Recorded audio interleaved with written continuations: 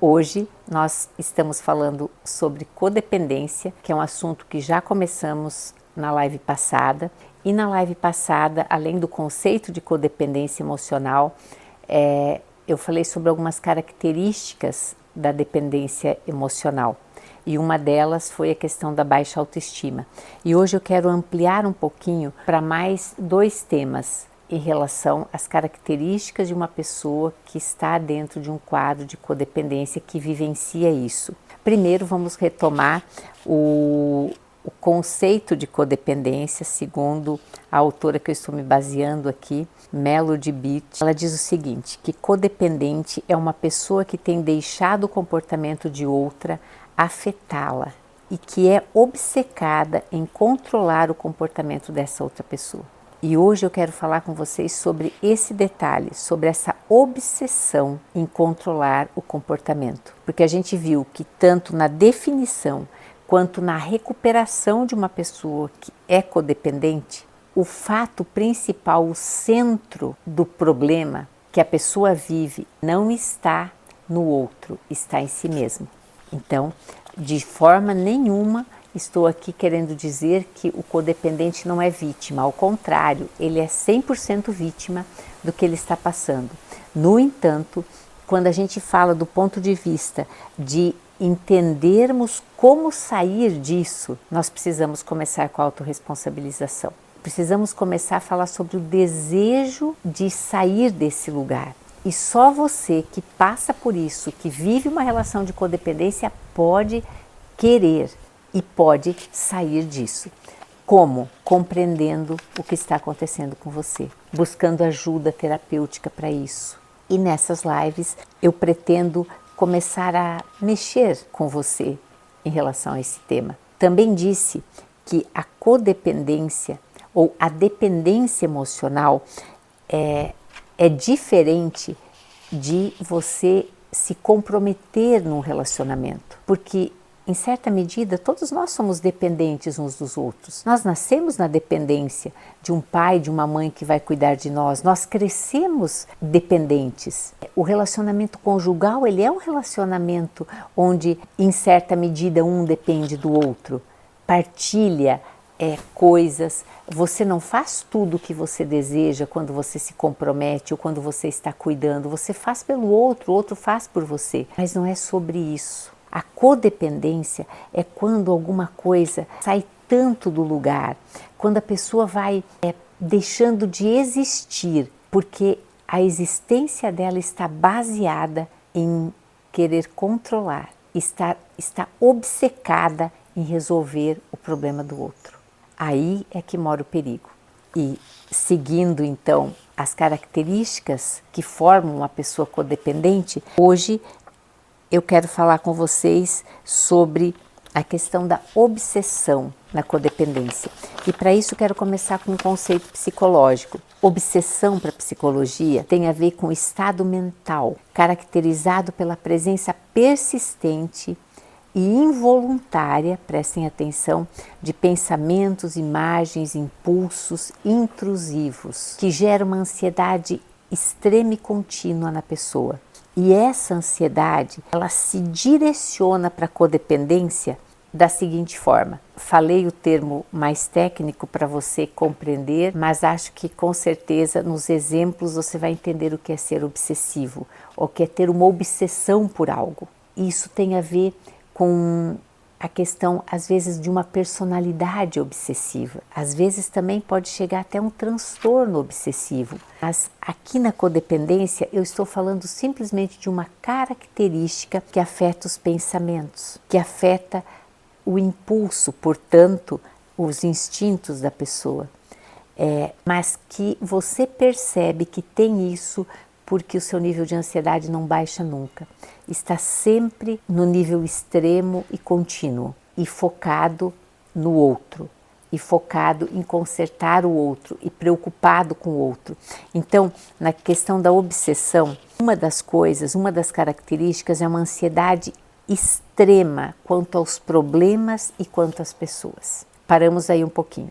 Você se sente assim? Alguém que está sempre com ansiedade em relação aos outros? Você precisa que a vida tenha um problema atrás do outro o tempo todo e que esse problema ou esses problemas requeram que você solucione? É assim que você pensa? Uma outra característica: pensar e falar muito sobre outras pessoas. Também, dentro dessa questão obsessiva, dessa obsessão, você se ocupa ou ocupa muito do seu tempo que poderia estar sendo utilizado para outras coisas ou para coisas interessantes para você mesmo. Você ocupa esse tempo pensando e falando o tempo todo sobre outros. Vou pegar um exemplo comum aqui. Vamos supor que você seja alguém que esteja num dia de folga, num sábado de manhã e desejou fazer uma faxina na sua casa, ou desejou tomar um sol, ou desejou andar de bicicleta. E enquanto você realiza isso, o seu pensamento é o tempo inteiro sobre os problemas de outra pessoa. Se você andando de bicicleta encontrar um amigo, você vai falar sobre o problema de outras pessoas? Ou de uma pessoa em específico? Ou você vai se distrair e falar sobre coisas diferentes? Você vai ouvir o que os outros estão dizendo ou você apenas vai aguardar a sua vez para falar e falar sobre outros? Essa é uma característica também de um comportamento de obsessão. Só aquilo vale, só aquilo fica em voga o tempo todo, independente do que você estiver fazendo. Você está ouvindo uma música, ela serve para outra pessoa. Você está fazendo uma refeição, você pensa sobre outra pessoa. E você fala o tempo todo. Grave, né? Mas estamos aqui para a gente compreender. A outra questão é perder o sono por problemas ou comportamentos de outras pessoas. Então as pessoas fazem coisas que te obrigam a ficar acordado noites e noites pensando no que elas fizeram. E me refiro aqui muitas vezes a pessoas adultas, porque sim, quando nós somos codependentes, nós queremos resolver os problemas daqueles que poderiam resolver os seus próprios problemas. E exageramos nas nossas preocupações. Queremos estar o tempo todo naquele lugar, compensando, ajudando.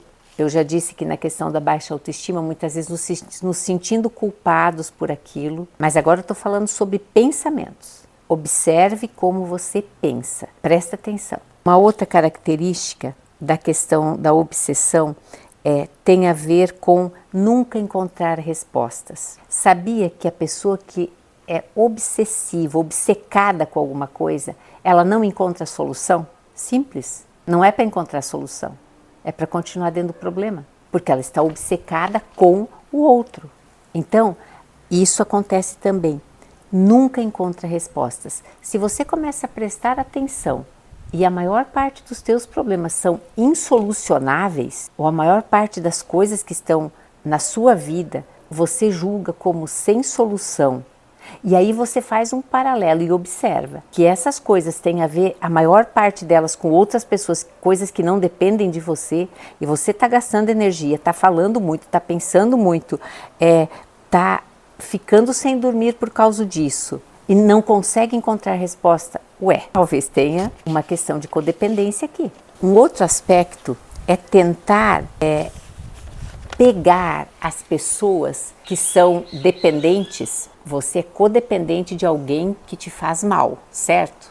Vou pegar um exemplo aqui. De repente, uma pessoa vive dentro de uma relação de codependência, dentro de um casamento que o marido seja um usuário, por exemplo, um dependente químico. Então a pessoa, ela tenta o tempo inteiro encontrar uma forma de mostrar para o outro os maus comportamentos dele.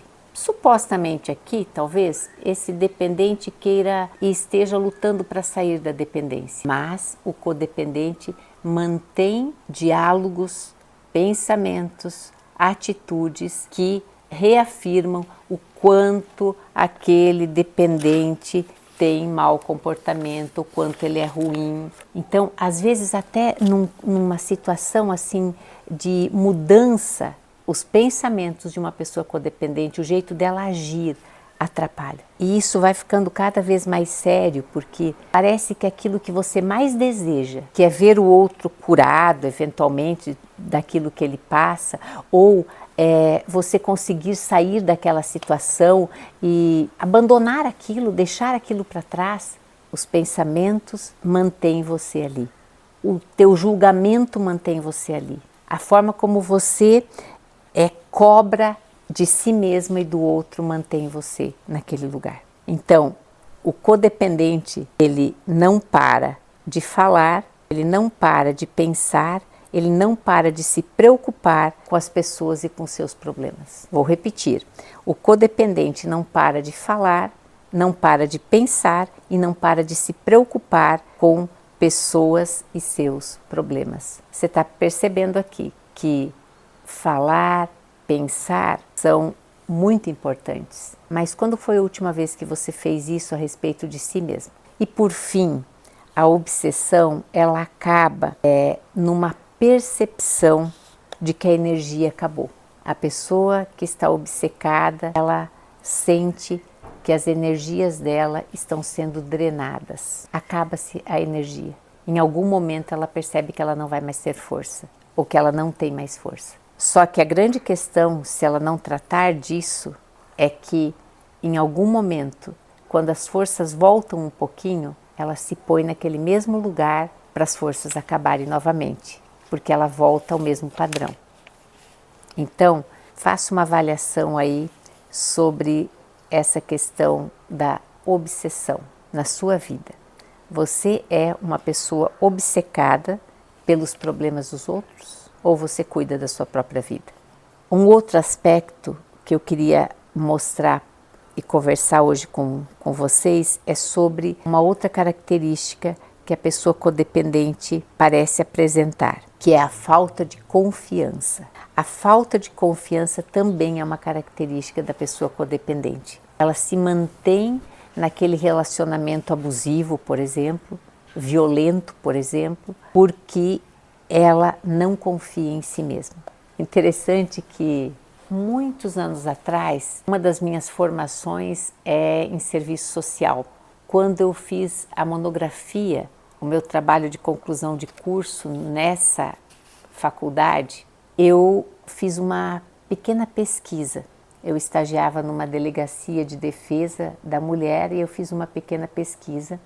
E a minha hipótese na pesquisa, fiz uma pesquisa de campo, evidentemente, e a minha hipótese diagnóstica era de que, naquela época, a mulher se sujeitava à violência doméstica porque ela tinha uma dependência financeira. Essa era a hipótese diagnóstica. E à época, então, eu saí a campo e entrevistei, além das pessoas que frequentavam a Delegacia de Defesa da Mulher, fui num dos bairros da cidade que haviam muitas queixas de mulheres que passavam por questões de violência. E fiz inúmeras entrevistas, não me lembro aqui quantas. E quando eu fui tabular as entrevistas, a minha surpresa foi que a maior parte das mulheres, perto de 70% delas, é que sustentavam a casa. E aí pensei, puxa, mas minha hipótese vai ser refutada, porque a hipótese era de que as mulheres se sujeitam à violência doméstica porque elas têm dependência financeira, então elas não têm para onde ir, elas não têm como suprir suas necessidades básicas, muitos casos em absoluta pobreza, então elas permanecem dentro desse quadro violento. Não, elas é quem sustentava. Não sei como isso está hoje, mas dá para a gente pensar que olha o que a codependência emocional faz na confiança da pessoa. A pessoa tem uma falta tão grande de confiança em si mesmo que mesmo ela tendo todas as condições externas para ela resolver aquilo, ela fica sujeita às condições internas que lhe faltam, ou seja, não dá conta. A falta de confiança em si mesma é uma característica. A outra característica é a falta de confiança em seus sentimentos. Ela não acredita em amor próprio, por exemplo. Os sentimentos dela são sentimentos volúveis, ela não tem confiança. Às vezes ela até é discursiva, mas ela não tem confiança de fato, ela não acredita nos seus sentimentos. E é por isso que ela escolhe confiar em pessoas não confiáveis. Esse é um ponto da falta de confiança. A pessoa que tem falta de confiança, no final das contas, ela escolhe para confiar em quem não é confiável. Ela entrega o melhor para o pior. É muito triste, né, gente? Mas é elucidador também. Nós estamos aqui para elucidar essas coisas, para a gente sair desse lugar, não é mesmo? Para a gente conseguir sair desse quadro de codependência, começar a pensar sobre isso. A pessoa codependente, ela reage mais do que ela age. Então ela tem um discurso às vezes, eu não aguento mais, isso é terrível e tal, faz muito barulho, como uma reação emocional. Mas então, o que você vai fazer? Ela continua no mesmo lugar, porque ela não reage. Perdão, ela não age, ela só reage. Eu tenho mais um exemplo que eu acho que talvez possa ser útil. Como é que a gente entra num quadro de qualquer quadro que faça mal para nós mesmos e como a gente não percebe que está lá. Escutei uma vez acerca de um sonho que uma pessoa teve e nesse sonho ela morava num castelo e esse castelo era cercado por um belo pomar e nesse pomar haviam frutas muito deliciosas e crianças correndo, brincando, subindo e descendo nas árvores e saboreando aquelas frutas. E nesse castelo, então, ela apreciava todo esse movimento. Mas um dia ela se enfarou daquilo e pensou, esse barulho dessas crianças, já sei, eu vou fazer um muro ao entorno do castelo. E fez uma muralha, essa muralha foi crescendo, crescendo, até o ponto de que ela não conseguia mais ouvir o que se passava do lado de fora do castelo.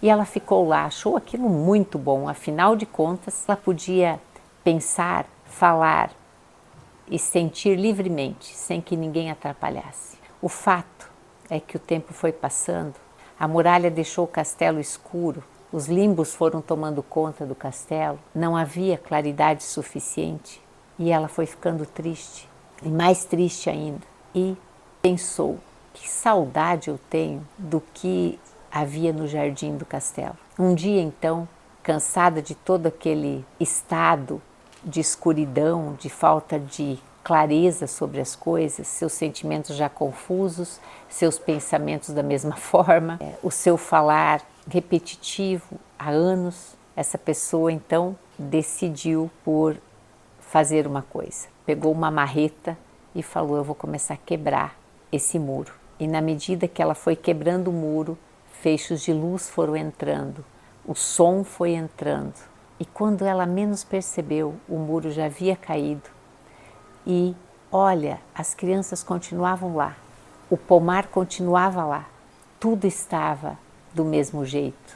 Em resumo, é você quem mudou. Volte, as coisas continuam lá, as coisas boas continuam lá, a vida continua lá, o sol continua lá, está tudo bem. Você só precisa sair deste lugar de reclusão. Quando você sair desse lugar de reclusão e quebrar essa muralha, você vai perceber que tem muita coisa pela frente, muita vida pela frente. Tenha um excelente dia. Nossa live termina aqui. Até a próxima, a gente vai continuar sobre esse tema.